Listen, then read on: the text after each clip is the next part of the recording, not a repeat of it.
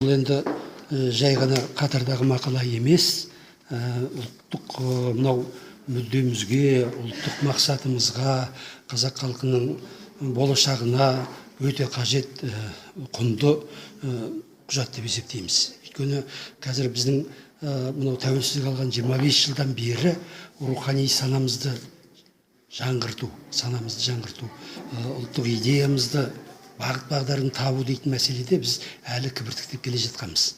Енді мына ұлттық сананы жаңғырту дейтін ең үлкен басты мәселе міне осы мақалада, президенттің осы мақаласында нақты қойылып отыр. Оның бірнеше бағыттары бар, бірнеше тараулары бар. Оның ең бастысы жаңағы біздің сонау талай жылдар бойы қалыптасып қалған отарлық, бодандық санадан құтылу.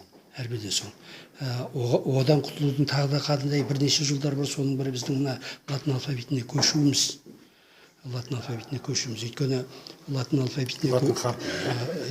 қарпіне көшу бұл біздің осы уақытқа шейінгі бір айырылмастай, үзілместей болып келген отарлық санадағы әсіресе бір көзге көрініп тұрған және бір сондай байлап шырмап ұстап отырған нәрсе. Ал енді түркі мемлекеттері қазір бүкіл әлемде латын жазуының бүкіл барлық байланыс саласында бүкіл барлығында қолданыста екендігі белгілі. Сондықтан да біздің бұл арқылы жаңағы түркі әлемімен де ортақ тіл табысуымыз, бүкіл ағылшын тілін үйрену деген біздің ол да ең басты мақсаттарымыз. Жалпы латынға көшу не береді?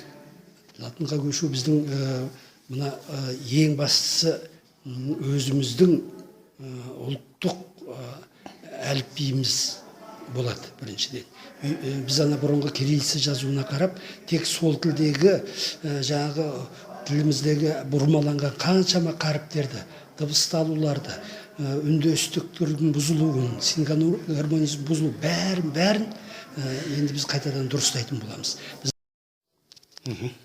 Жанарбек Әшімжан, Қазақстан Жазушылар одағы төрағасының орынбасары, Алматы қалалық қоғамдық кеңестің мүшесі. Енді мемлекет басшысының кешегі егемендігі жарияланған, енді мұны мақала деп жатыр ғой, мен өзім шын айтқанда тұғырнама деп қабылдадым. Сосын бұл шынын айтқанда соңғы ширек ғасырда бір түйіндеген жаңа бір тарихи кезеңнің басталғанын меңзейтін үлкен құжат деп қабылдауымыз керек. Сосын ел күткен әңгіме ең бастысы мынау ұлттық сана сезімге, салт дәстүрге қатысты мәдениет, әдебиет, өнер бағытындағы негізгі алғышарттарды түйіндеп берген үлкен құжат. Ең басты ұлттың рухани коды деген айтылды. Біз өткен тарихымыздан сабақ ала отырып, сосын жаңағы бүкіл жаһандану дәуірінде батысы бар, шығысы бар, сол алпауыт елдер бар, солармен саясатымызды теңгеріп отырып, өзіміздің ұлттық болмысымызды, тарихымызды, негізгі ең басты дүниесі мына салт дәстүрге, әдет ғұрыпқа, өзіміздің сол ата-бабадан келе жатқан өмір сүру қалпымыз бар, содан айнымай отырып ұлттық дамуды жалғастыру дейтін ұғымды мен ұлттық рухани код деген осылай түсінем.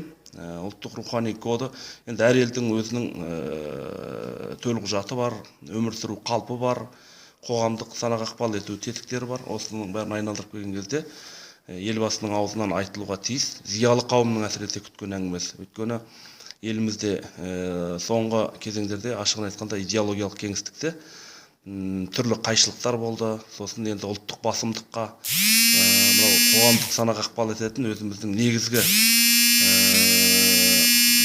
қазақ халқының бет бейнесін көрсететін, сосын жалпы идеологиялық кеңістіктегі негізгі алғышарт тұтынатын кішкене ала-құла болып тұрды да, осыған кеше ұлттық рухани коды ең 6 тармаққа бөлінген. Соның ішінде білімді де, мәдениетті де, әдебиетті де, бәсекелестікті де, соңын ең революциялық емес, эволюциялық жолмен дамуды барлығын тарихи санамен салт дәстүрге байланыстырып жаңағы алдағы келесі кезеңдерде атқарылып тиісті дүниелерді үкіметтің алдына нақты тапсырмалар қойды.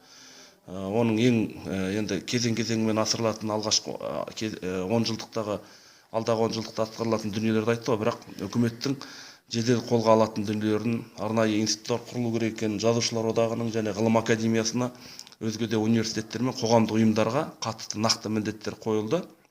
Соған енді ғылымдағы тұлғаларымыз, әдебиеттегі тұлғаларымыз осының барлығын жинақтай отырып, алға ендігі кезеңде жалпы мынау ұлттың рухани кодының негізгі барометр болып санауға тиісті нәрсе бұл тарих және салт дәстүр, ғұрып, әдет.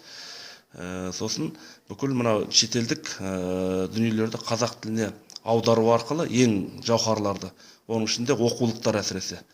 Оқулықтардың енді мектепке қатысты саласын елбасы қадап тұрып айтты. Оқулық мәселесі әлемнің ең бір 100 озық үлгісін арнайы мамандарды дайындап, арнайы қаржылық құрылымдарды құрып отырып, арнайы институттарды құру арқылы жаңадан енді келесі осы ширек ғасыр түйіндеп отырып, енді жаңа бір тарихи кезеңнің басталғанын ашық атап көрсетіп берді. Енді бұл менің өзім жеке ойымда бір науқаншылдыққа ұрынбай, бұл кезекті бір саяси жоба ретінде емес, кәдімгі ұлттық платформасы ретінде, тұғырнамасы ретінде алдағы кезеңде оны біздің үкіметтен бастап атқарушы билік, жергілікті билік, сосын осы идеологияға қатысты барлық құрылымдар өз деңгейінде ұлтқа жаны ашып отырып, тілге жаны ашып отырып, дінге жаны ашып отырып жүзеге асырса, барлық тараптағы негізгі тетіктегі азаматтар шын мәнінде осыған жұмыл жасауымыз керек. Бұл үлкен уақиға деп мен